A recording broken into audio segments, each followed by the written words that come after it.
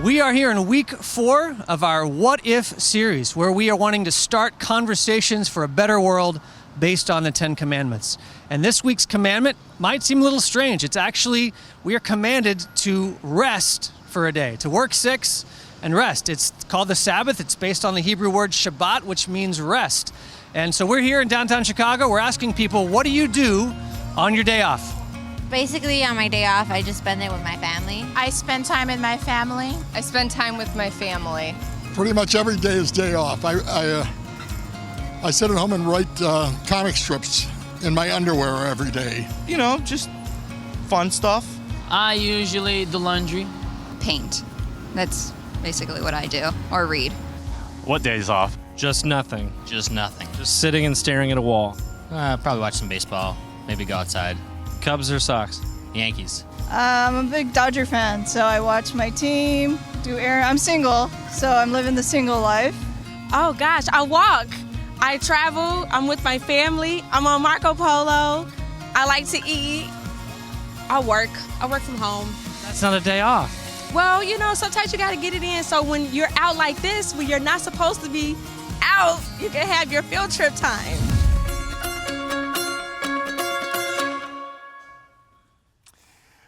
Well, good morning and welcome to Christ Church. Welcome to those joining us from Crossroads Highland Park and the 01. Welcome on this holiday weekend.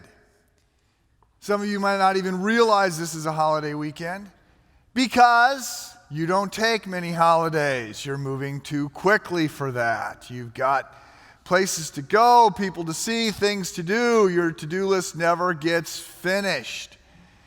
You try, you hope, but for the time being, you live a life that is made possible by caffeine, and you answer emails on vacation. There is explanation for this, rationalization for this. So we hear that globalization has squeezed profit margins down so that everybody's doing 2 or 3 jobs, and technology makes this always available to everybody at all times. So there are reasons why we find ourselves in this position, but it's not what God would intend. And so I have good news and I have bad news. The bad news is that it's your fault. The good news is there is a way forward that God has provided, and it comes our way by this 4th commandment. Exodus chapter 20, verse 8. Remember the Sabbath, word is Shabbat, means cease and desist. Remember the day of rest. It's technically Saturday. I'll get into that. But remember the Sabbath day to keep it holy. 6 days you shall labor and do all your work, but the 7th day is a Sabbath to the Lord your God. On it you shall not do any work. You or your son or your daughter, your male servant or your female servant or your livestock or the sojourner who is within your gates. For in 6 days the Lord made heaven and earth, the sea and all that is in them, and rested on the 7th day. Therefore the Lord blessed the Sabbath day and made it holy. Now, that commandment is perhaps a little bit bigger than you remember. It is, it's not just about you. It's about all those you influence. It's not just about resting. It actually says on 6 days you shall work. So there's an argument to be made that this sermon should be on 6 days you shall work. Perhaps some of you need to hear that. I know that all the boomers want all the millennials to hear the sermon that on 6 days you're supposed to be working. That's the way it goes. But I think in this church, the more predominant need is to hear about rest and what that actually is and what it looks like. By the way, this commandment also has issues of justice and some would argue issues about ecology and the environment built into it. It is a big commandment. But I think it's one that is often not particularly well understood. You may be in the camp that think that the last person that is going to be in a position to tell you about taking a day off is a pastor, because pastors only work half a day a week. That's what my fraternity brothers always say. So Woodruff, what do you do the other 6.5 days? And how do we get that job? And so I understand, yes, the line is, pastors are invisible 6 days a week and incomprehensible on the seventh day. I know all the jokes. The fact of the matter is, I almost didn't speak on this topic, but not for the reason that I feel unqualified because I don't know what it's like to work more than a half day a week. I have only preached on this topic, only spoken on this topic one time in 35 years. And that's sort of rare. I've been in ministry for 35 years, and so I've hit most of the big topics. I didn't think I'd ever preached on the Sabbath. And as I got into my files this month, I ran across a talk I had given on the Sabbath 30 years ago. But shortly after that, it just sort of became obvious to me that I was unqualified to talk about this because I have so consistently failed. And for periods of time, I haven't even tried. I've had seasons where I have really worked hard to try and have something that I thought looked like a Sabbath. And there's been other periods of time where I just said, yeah, that just isn't happening in this life, in this world at this moment. And so it just seemed hypocritical to speak on this, so I just haven't done it. So when the topic comes up in the text or when I'm doing something on the Ten Commandments, I just get a guest speaker. And nobody knows. And nobody can figure that out because, it's only once every 10 or 15 years that it sort of circles through. And that was my plan this year as well. 2 years ago when we said, that fall, let's do the Ten Commandments, I just said, okay, well, I'll just be out of town. And I made plans to be out of town, and then those plans fell through. And some people on staff, Siler in particular, kept saying, Mike, you need to do this sermon. And I said, yeah, it isn't going to happen. I mean, I'm a little worried that members of my family will stand up and point at me and yell, fraud, liar, hypocrite. And I said, it's not going to happen. And he goes, well, it needs to happen. And I said, Siler, I can't do it. He goes, look, we live, north of Chicago, everybody's this driven type A personality. Nobody does this well. You need to wrestle with it and you need to do it. And I said no, and then he came back a couple months later and we were looking at people to come in to speak on this topic, and I realized, well, I do a Sabbath better than that guy. I mean, look, if we just need somebody to talk about it, I can do that. So I have wrestled with this topic a lot. I have more in my files on this topic than any of the other commandments. I have bought more books on the Sabbath. I have tried to figure this out. And truth be told, I think in the last year I've taken some ground. So it's not from I just want to be clear, it's not from a position that I'm saying I've got this one nailed that I speak to you. But as a certain member of my family pointed out when I said I'm thinking about speaking on the Sabbath, comment was, well, it's not like you keep the other 9, so it's no problem. So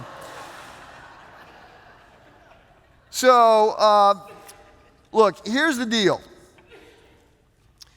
The idea of one day being unique, set aside, a holy day, and that's what the word holy means. It doesn't mean religious in one sense. It just means different, set aside, unique. The idea that one day is to be set aside in a different way starts on page 2 of this book. So we see Genesis chapter 2, verse 2, that after God had created everything, that he rested. Not because he needed to, he was not tired, but to set an example and in order to reflect on what had happened. In order to, in one sense, to celebrate the goodness of what had been done. The next time we see the Sabbath developed is in Exodus chapter 16. The Jews have fled Egyptian slavery. They have gone through the Red Sea. They're out in the desert, and they're completely unprepared to be out in the desert. There's 1 million or 2 million of them and animals. They got no food. And so God says, well, look, I'm going to take care of this. I'm going to send food and water. The food will show up every morning. Manna from heaven. The food is going to fall from heaven. Every morning you'll have food. Except, by the way, the 7th day. There will be no food on the ground because that is the Sabbath. So I'll give an extra portion of food on the 6th day because the 7th day needs to be different. And then, four chapters later, Exodus 20, where we get to the first telling of the Ten Commandments, there we see that we get the first commandment that is stated positively is the fourth commandment. It's a big commandment, the longest commandment so far. And remember, commandments that are negative are actually more limited than commandments that are positive. To be told what you can't do means you can do a lot of other things. To be told you have to do this is pretty specific. You have to do this. So it is a big commandment, number 4. Then we see as we move through the rest of Exodus, we come upon Exodus 31, where the fourth commandment is going to be a sign of the covenant to other people. Because everybody else is working every day. It's hard to live at this time. Everybody else is going to work every day of the week. But the Jews who are God's people are going to get a day off, a gift off. And they're going to learn to trust that God will provide even though they're not working on that day. In Leviticus 23, we see that this day is to be a day that includes time of prayer, time of reflection, time of worship, and also a time of rest. In Numbers 15, we see that the punishment for not keeping the Sabbath is death. That this is a big deal to God.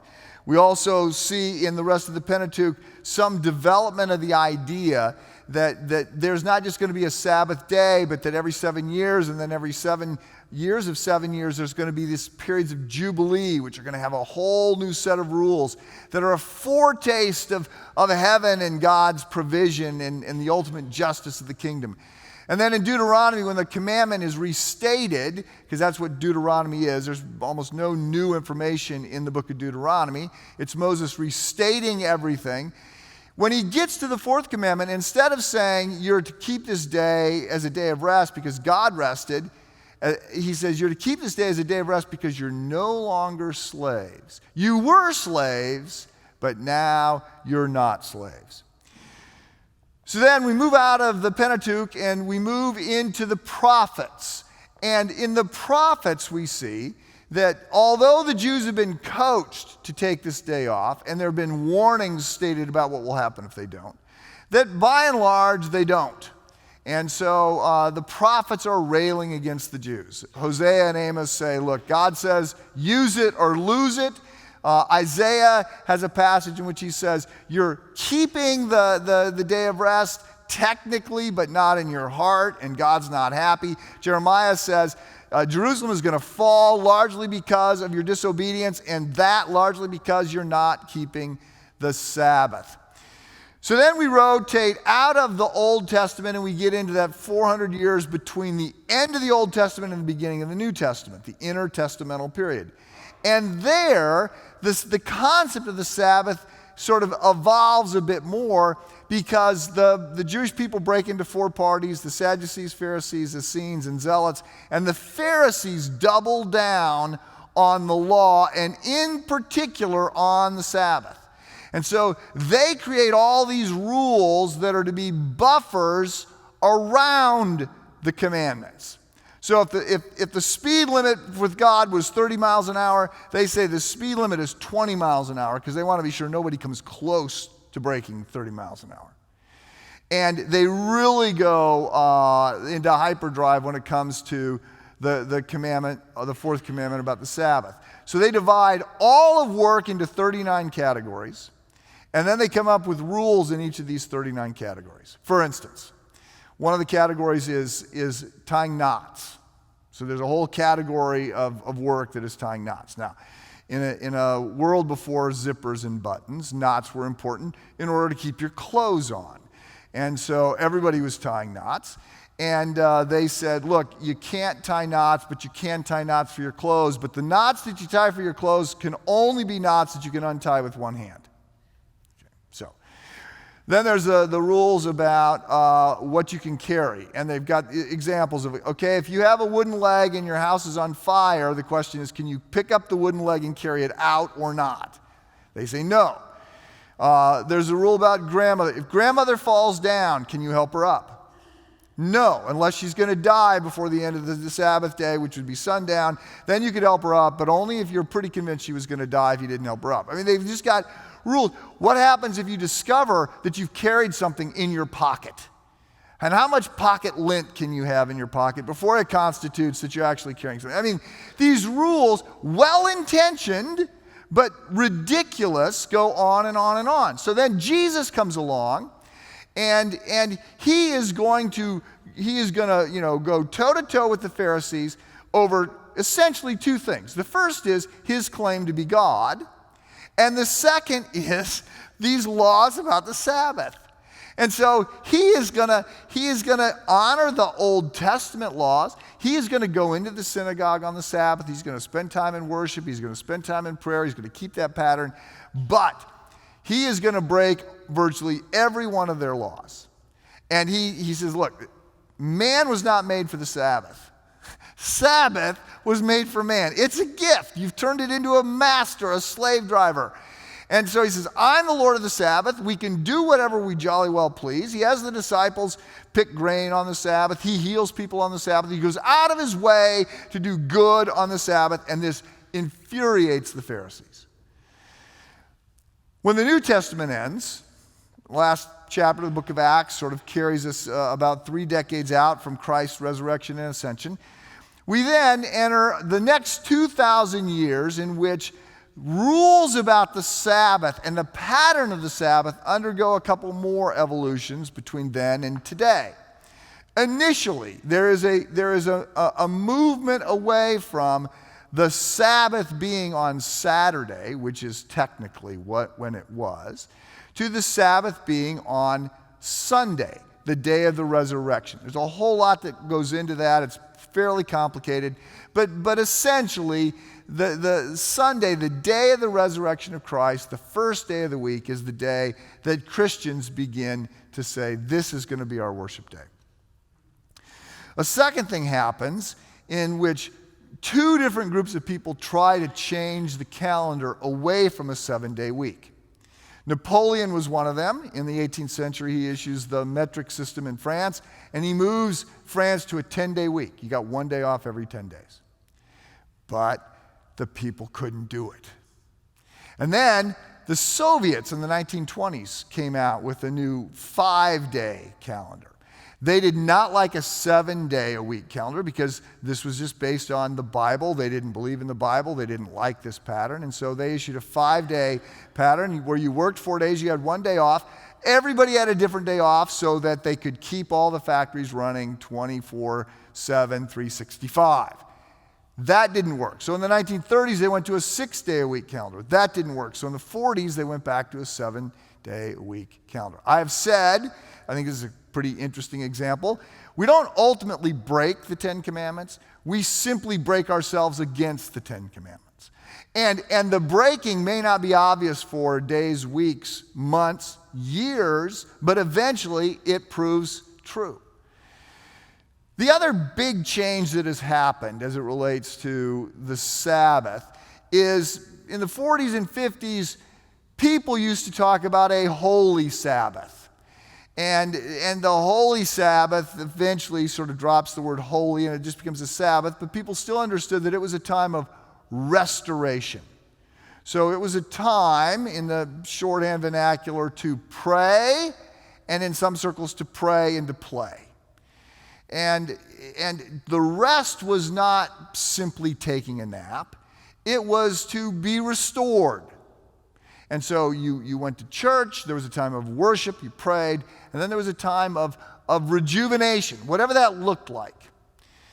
Now, the Puritans got a hold of this and were a little bit heavy-handed, I think. I tend to like the Puritans and what they have done and said, but I think they were a little bit heavy-handed here.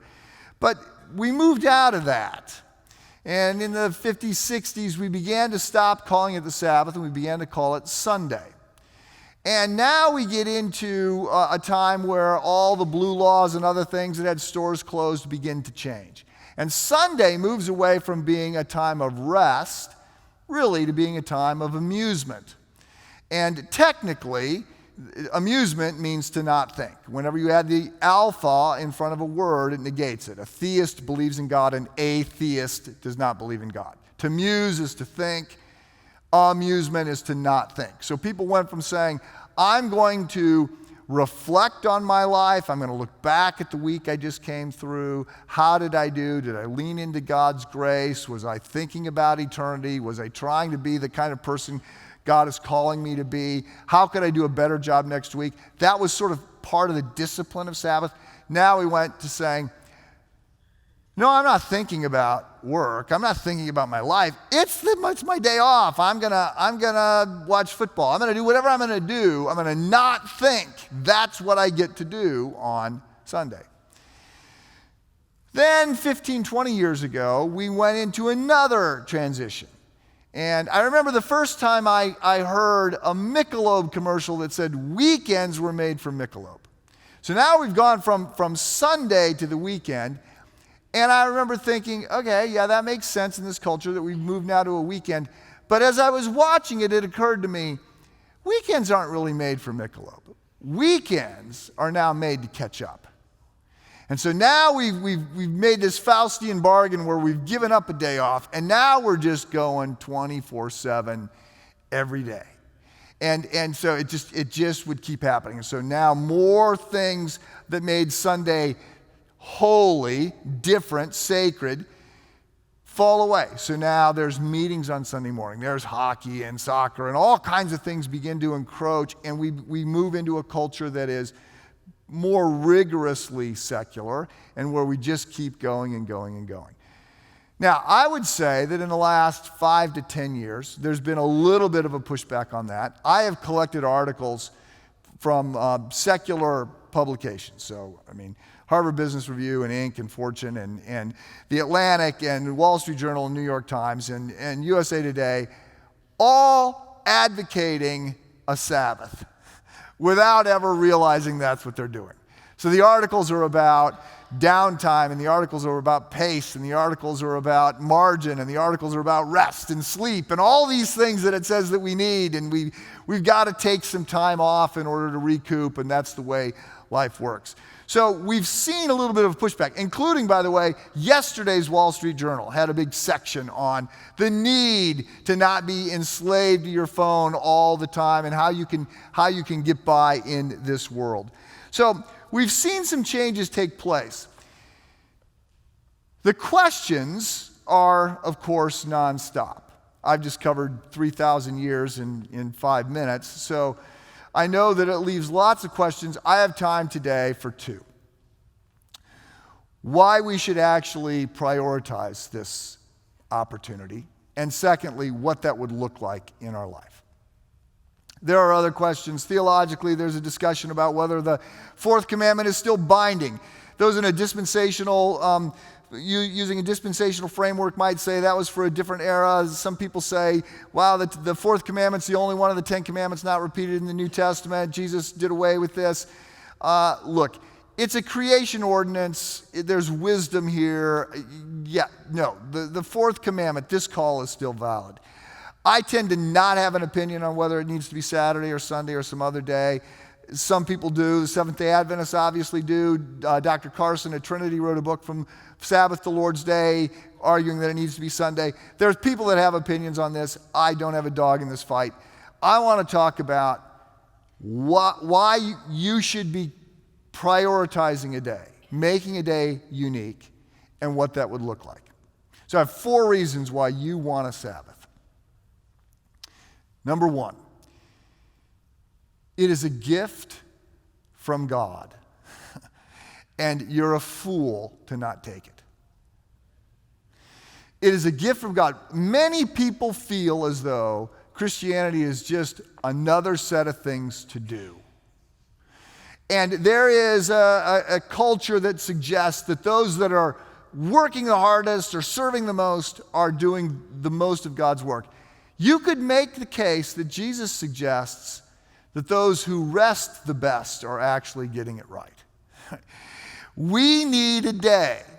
We need this gift to remind ourselves that it is not about our effort, that it's not about us, it's about God's grace.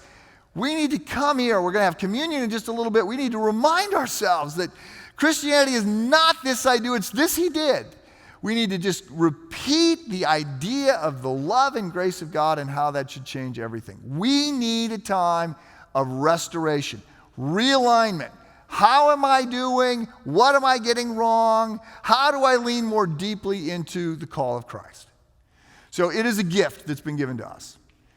The second reason that we need the Sabbath is because if we don't take it, bad things will happen.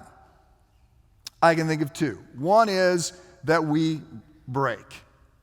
So some of you have had this experience. My first year of ministry, I was a college pastor, so it was like May, right towards the end of the first year, that I ended up broken and in the hospital, and they told me that I had some weird virus that they'd never seen before. But one of the older gentlemen in the church came to visit me, and he said, I actually knew I would be here visiting you. He said, and I also knew that I couldn't prevent you from doing this. You were going to have to learn this on your own. He said that you can't keep the pace that you're keeping, right? You will break. So learn your lesson, you'll be fine. Others of you have had experiences similar to that. I wrote last week in the Friday update about moral residue, a new term that is sort of making the waves. It says, if you ramp up for a crisis or work or a big project, that's fine as long as you ramp back down. But moral residue happens where you ramp up, but you don't get to go down. You got to ramp up again, and you ramp up again, and you just keep going. And at some point, it's a moral problem because you start to feel like I'm not doing very good work.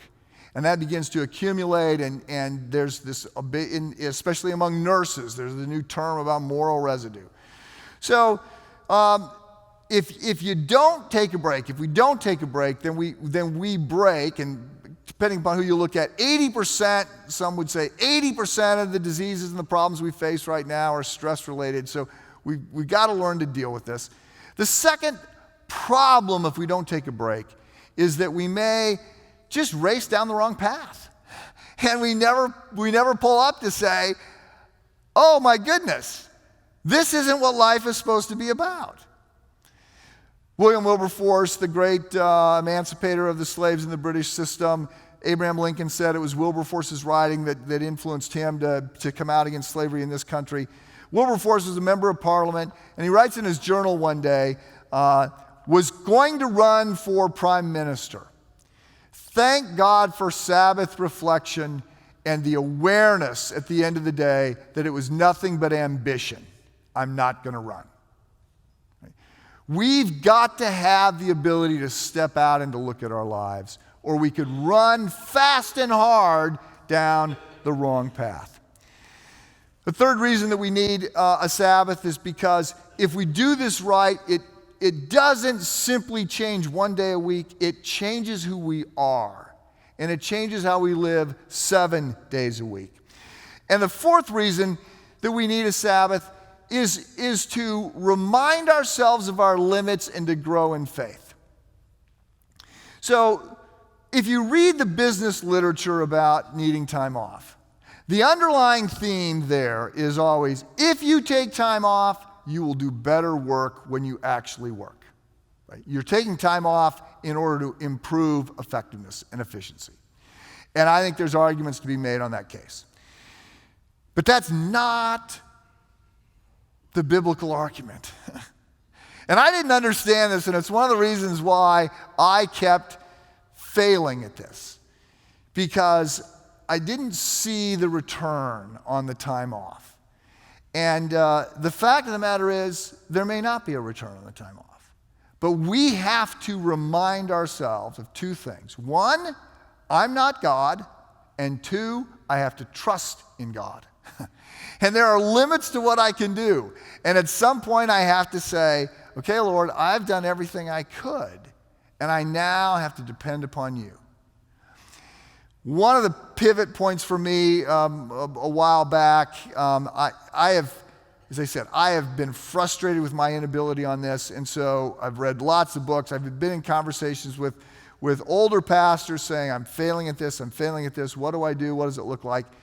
And one of the comments that I got from a pastor was, Mike, he says, I've had to realize, and he says, the hardest thing I've had to do, I will be less effective, I will write fewer books, I will have less of an impact because of the Sabbath, but that's what I'm called to do. And he says, it drives faith. One other point, I'll get to that.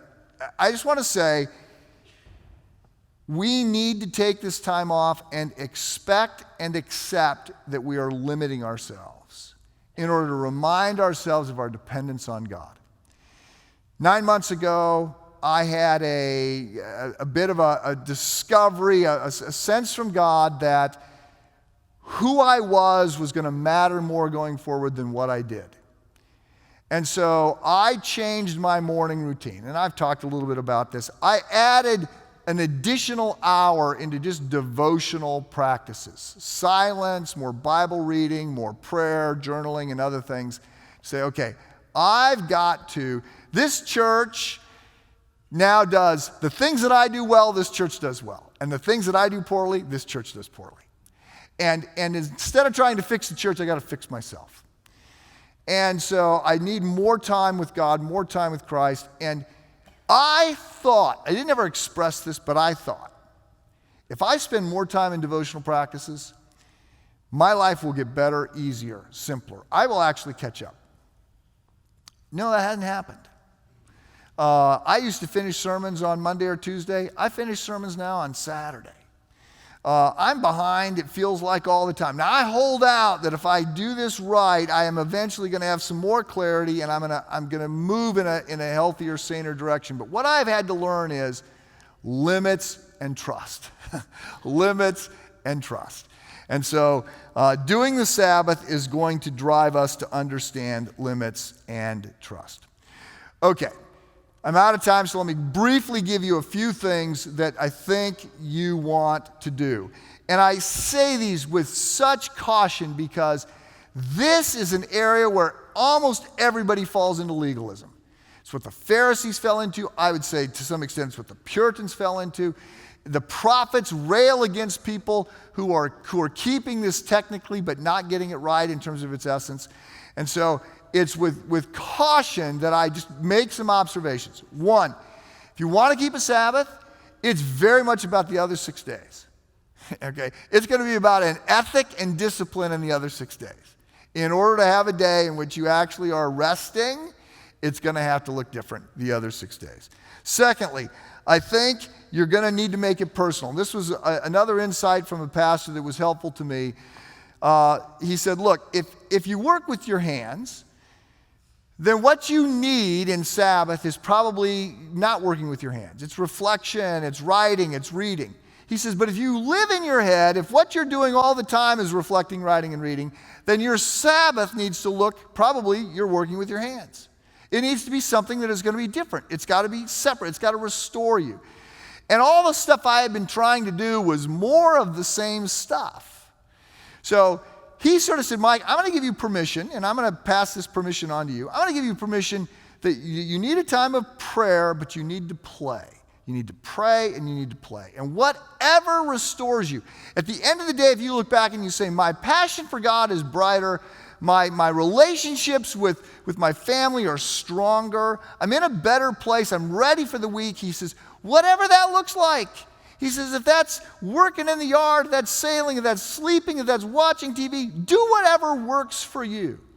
He says, so pray and play. And then the last thing that I'll say is, where I have had the most success is in more Sabbath every day. Like more reflection every day. I hold out some hope that I'm in the baby steps.